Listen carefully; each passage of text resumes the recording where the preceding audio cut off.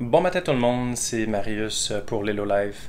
Alors aujourd'hui, la thématique de la vidéo, c'est la fameuse chambre Montessori. C'est quoi exactement une chambre Montessori? Qu'est-ce qu'on veut avoir dans une chambre Montessori? C'est quoi l'optique de l'aménagement de la chambre? Et surtout, faire attention à ce que vous voyez sur Pinterest. Si vous suivez nos consignes, nos conseils, vous allez voir que la chambre ne coûte pas si cher que ça, contrairement à beaucoup de projets qu'on peut voir sur Pinterest qui sont même pas des vraies chambres Montessori à mon sens. D'après les lectures que nous avons faites, il y aurait essentiellement 4 choses à respecter dans l'optique d'une chambre Montessori. Tout d'abord, on veut que l'environnement soit adapté en fonction de l'enfant plutôt qu'en fonction de l'adulte. Ensuite, on veut que l'espace soit aménagé, configuré et décoré pour qu'il soit attrayant, mais aussi épuré.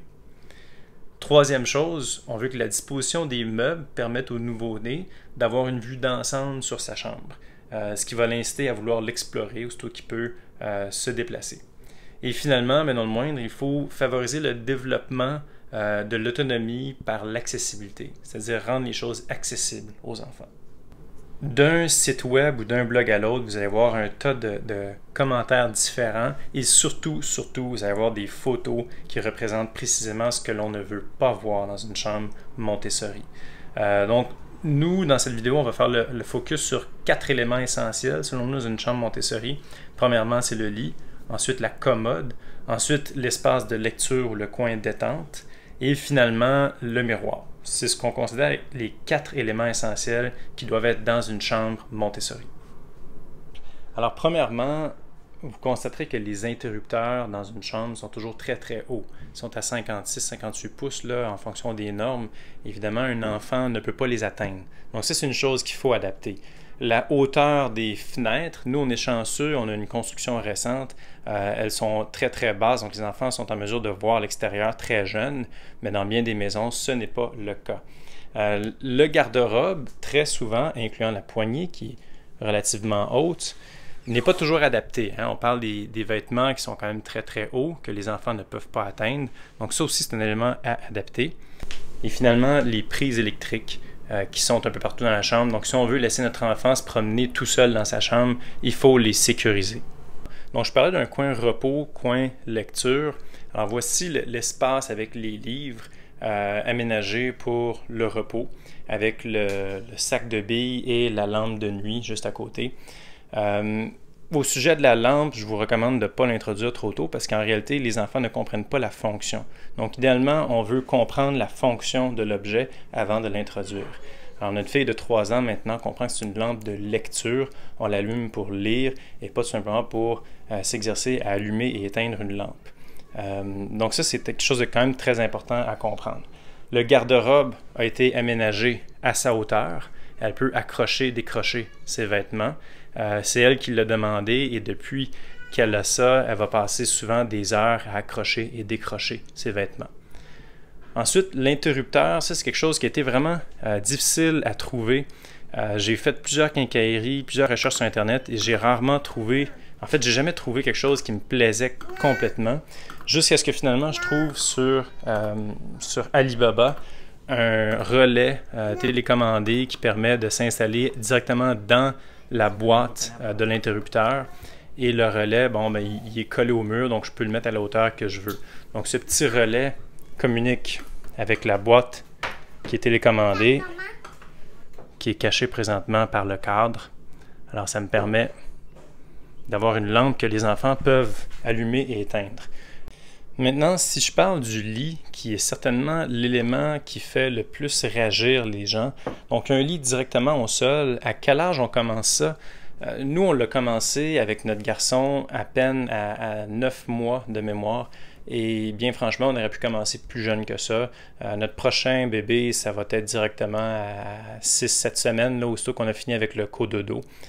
Donc, il n'y a vraiment pas de danger. Si on a peur qu'il roule, ben, on a juste à mettre des coussins autour ou rouler des couvertures en dessous des draps pour faire un petit butoir.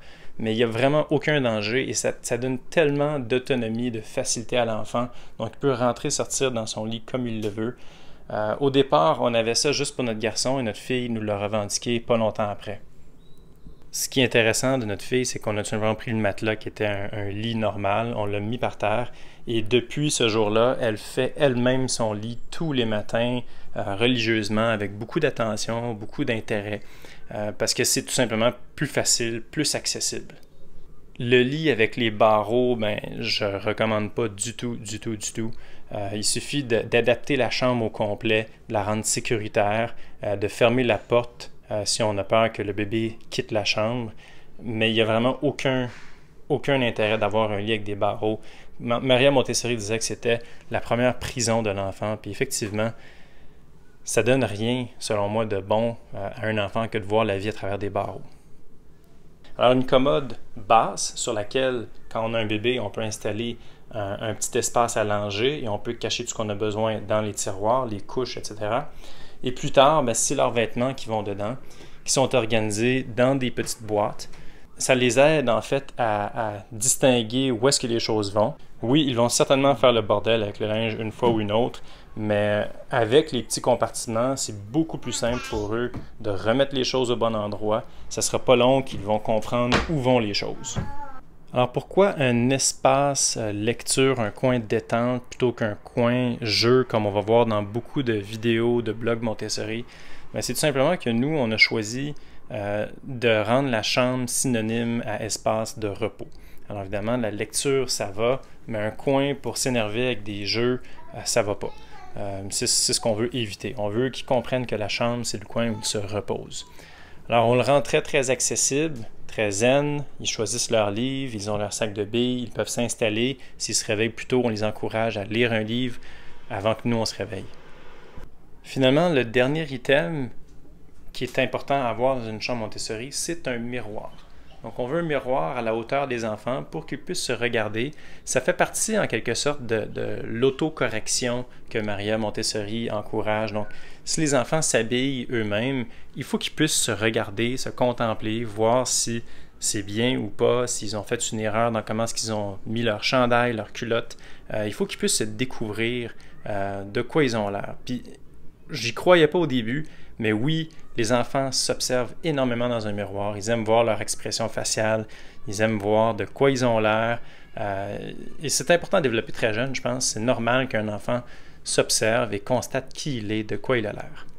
Alors voilà, c'était la vidéo au sujet de la chambre Montessori, qu'est-ce que nous on pense qui est important. Donc le mobilier, pour le résumer, le lit, la commode, l'espace repos, et finalement le miroir. C'est les 4 choses qu'on a besoin. C'est pas grand-chose, ça coûte pas très cher. Éviter d'en avoir plus, ça sert à rien.